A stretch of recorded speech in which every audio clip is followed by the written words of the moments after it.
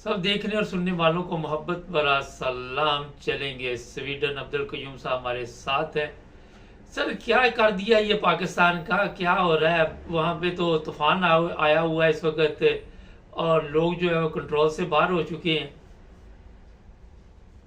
अ, मुबारक साहब, ये एक कोई छुपी बात नहीं है कि पाकिस्तान में आइन जो है, उसको जो आइन हमने बनाया, मुल्क के ऊपर दुनिया में आइन होते हैं तो लोग मानते हैं। पाकिस्तान में आइन को कोई मान नहीं रहा। यहाँ वहां पे एक पार्टी ऐसी है जो है तो सबॉर्डिनेट है आइन की भी और अदारों की भी, और वो हावी है पूरे पाकिस्तान के लोग उसके आइन, उसके अदारों पे। हम्म। तो इस तरह मुल्क नहीं चलते। आपकी आर्म फोर्सेज जो होती हैं वो एक मातहत अदारा होता है डिफेंस मिनिस्ट्री का, और उसके ऊपर प्राइम मिनिस्टर है, सदर है, कानून है, जजेस हैं। तो वो अपनी मनमानी वहां पे ये जो चल रहा है पाकिस्तान से कई दहाइयों से, उसी की ये अभी सारी लड़ाई है। एक पार्टी को दबाने के लिए पूरे मुल्क के जो करप्ट लोग थे, जो जो जिन्होंने पाकिस्तान को लूटा हुआ है, जो पाकिस्तान के दुश्मन है, जो कातिल है और मनी लॉन्ड्रर्स, पाकिस्तान को खा गए, वो इकट्ठे हुए हैं। अभी अभी आपको पता ही है ये हुकूमत में कौन लोग हैं। जज, चीफ जस्टिस उनके साथ मिला हुआ था, चीफ इलेक्शन कमिश्नर मिला हुआ था, और दूसरी तरफ चीफ ऑफ आर्मी स्टाफ मिला हुआ था। तो इस तरह तो फिर एक पार्टी को दबाने के लिए हर चीज उसकी दबाई गई। हम्म। उसको इलेक्शन में हिस्सा नहीं लेने देना, उसका वो क्या होता है, वो एक साइन है, वो भी नहीं लेने देना। वो पार्टी जीत गई है 80% से ऊपर, उसकी सारी सीटें तोड़ दी गई। सर, ये तो ये चले जो हम बता चुके हैं। जरा ये बताइए कि कल डीजीएसपीआर की कॉन्फ्रेंस थी कि तेल बड़ी मकदार में स्मगलर हो रहा है, स्मगलिंग हो रही है, तो वो तो फौज के लोग नजर आ रहे हैं मीडिया पे कि वो करवा रहे हैं। फौज जब बॉर्डर में बैठी है तो स्मगलिंग कैसे हो रही है? मुबारक साहब, यही तो बात है। जब फौज चारों तरफ बॉर्डर के ऊपर फौज ही बैठी हुई है और तो सिविलियन लोग तो वहां नहीं बैठे हुए, तो स्मगलिंग कैसे हो रही है फिर? नहीं तो वो तो क्यों फिर कर फौज कोई, जी, नहीं इसमें क्यों? साफ जाहिर है कि आपकी या तो फौज फिर नाकाम हो गई है मुल्क की सिक्योरिटी जो है उसको उसको उसको देने में, या फिर ये है कि ये ईमानदारी वाली बात है कि हर चीज को ना मानना, गलती अपनी होना, लोगों के ऊपर दबा देना। तो ये मेरे ख्याल में बिल्कुल नाकाम किस्म की एक उसका ये जो प्रेस कॉन्फ्रेंस थी, और ये हैरानगी की बात है। मैं बोलता हूँ मुबारक साहब, पाकिस्तान के साथ क्या क्या जुल्म हो रहा है। हम्म। ये जो अदारा ISPR है, ये एक्चुअली जो आपका chairman joint chief of staff यानी तीनों सर्विसेज का वो जॉइंट, ये उसका अदारा है और हम्म। आर्मी ने कब्जे किया हुआ है। फिर आपको ये पता है कि ये फुल कर्नल, ब्रिगेडियर सुपर कभी नहीं यहाँ का सरबराह होता था। एक लेफ्टिनेंट जनरल का क्या काम है? वो ISPR की खबरें देता फिरता है। हम्म। एक लेफ्टिनेंट जनरल, चूंकि अपनी पाकिस्तान में चूंकि कोई पूछने वाला नहीं है, अपनी मर्जी से सब कुछ चल रहा है उनके, तो ये एक लेफ्टिनेंट जनरल वहां बैठाया हुआ है। तो उसको जनाब वो जो कहते हैं वो कह रहा है।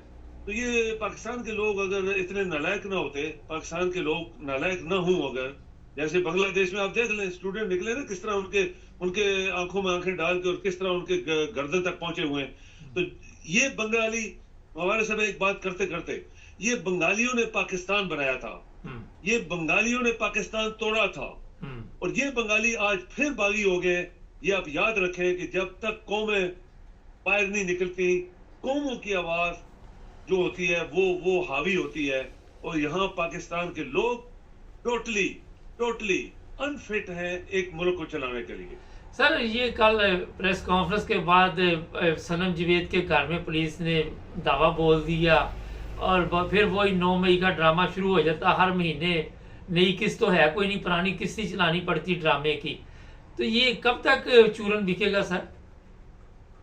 जब तक आपके अदारों में दयानतदार लोग नहीं आएंगे, मुबारक साहब, पढ़े लिखे दयानतदार मुहिब वतन, और ये लोग जब आप अदारों में भर्ती नहीं करेंगे, तो ये गुंडे अगर भर्ती करेंगे, बट जो है ये सारे बट जब भर्ती करेंगे अपनी मर्जी से कि ये कल हमारे काम आएंगे, जज भी इनके काम आ रहे हैं सियासतदानों के, सवाए के अभी शुक्र करें कि कुछ जजों ने सिर खड़ा किया है और इनको आंखें दिखाई हैं, तो शायद हम उम्मीद रख सकते हैं कि पाकिस्तान के लिए बेहतर होगा। लेकिन अभी PTI के दफ्तर पे हमला कर देना, सारी फाइलें उठा के ले जाना, अपनी मर्जी से सब कुछ, ये गुंडागर्दी इसको कहते हैं, गुंडागर्दी। तो जब जिस मुल्क के अंदर गुंडागर्दी हो और आर्मी आपकी कोई बात ना मान रही हो, आर्मी का अपना मुल्क है, वो अपने उन्होंने जनरल रखे हुए हैं, अपनी मर्जी से खा पी रहे हैं, जो मर्जी कहते हैं वो कर रहे हैं, जिसको चाहते हैं उड़ा देते हैं, जिसको चाहते हैं पकड़ लेते हैं, जिसको चाहते हैं गायब कर देते हैं। वो अलहदा मुल्क है। जजेस के अंदर चीफ जस्टिस साहब का बिका हुआ है, इलेक्शन कमिश्नर आज को पता है 2 साल से पाकिस्तान के आइन को नहीं मान रहा, किसी ने उसके खिलाफ कार्रवाई नहीं की। वो तमाम गद्दार लोगों के खिलाफ आर्टिकल 6 नहीं लगा जो आज इमरान के ऊपर लगाना चाहते हैं। तो ये मुल्क नहीं चल रहा, हमने तो बहुत पहले से बताया हुआ ये मुल्क नहीं चल रहा। सर ये भी इतला है कि अगर चीफ जस्टिस यहाँ से रिटायर होते हैं तो उनको एक और ज़बरदस्त सौदा देने की पेशकश हो चुकी है। तो ये जो बूढ़े हैं ये जितने ये जान छोड़ते ही नहीं, रिटायर होते हैं तो किसी इदारे पे कब्जा करके बैठ जाते हैं। तो किधर जाएं यंग लोग, उनको फिर ये समंदर में फेंक दें, क्या करें?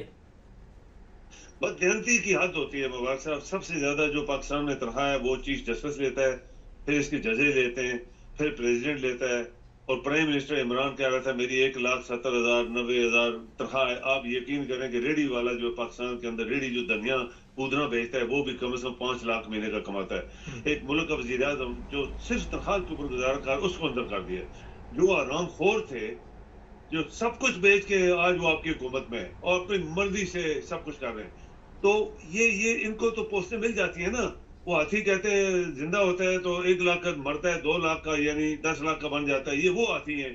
तो इसको किसी जगह इन्वेस्टर लगा देंगे, कोई और पोस्ट दे देंगे, कोई चेयरमैन नैब बना देंगे, कुछ कर देंगे। और ये बिके लोग होते हैं, इनका कोई जमीर नहीं होता।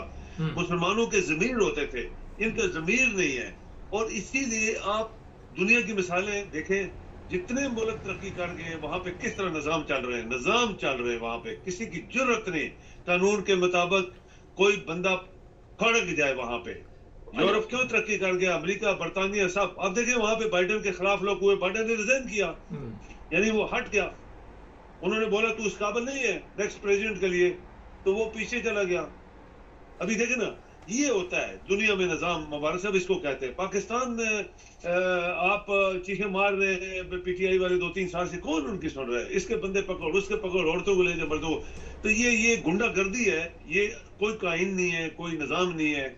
और आपकी अवाम असल में सबसे ज्यादा जो आपका इस वक्त जो तोहमत ज़दा लोग हैं जिनका कसूर है वो सिर्फ पाकिस्तान की अवाम है। सर अवाम क्या करे? वो हमारे अवाम बिलों के लिए सड़कों पे निकलते हैं और जो बांग्लादेश के वो आज़ादी के लिए निकले हुए हैं। तो अवाम तो बेचारी गुलाम है। अच्छा ये तो मैंने वैसे बताया, मरियम ने जजों को मैसेज दिया कि ये मुल्क चलने दो जिस तरह हम चला रहे हैं, आप दखल अंदाजी ना करो। कभी वजीर आला भी जजों को इस तरह कह सकता है?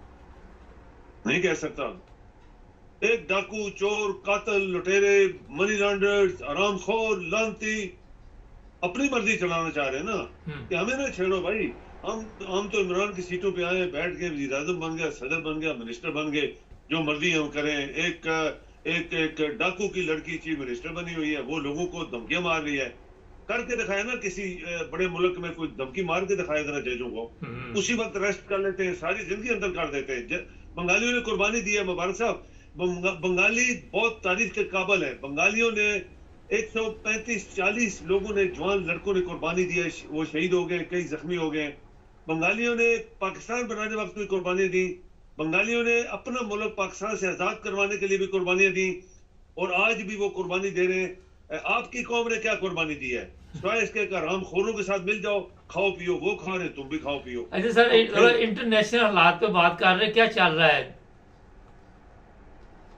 जी बात करें। मैंने कहा इंटरनेशनल हालात किस तरह जा रहे हैं? रूस को तो चैन आ ही नहीं रहा किसी सूरत भी। अभी देखें इंटरनेशनल हालात मुबारक साहब कितने अच्छे हो गए कि आप देखें रशिया ने अपनी फुल जिसको ताकत होती है उसका जब मुजाहरा किया यूरोपियन यूनियन के सामने, अमेरिका के सामने, तो फिर इनका वो सारा पसीना जो था वो बाहर आया और रशिया अपनी जगह डटा रहा।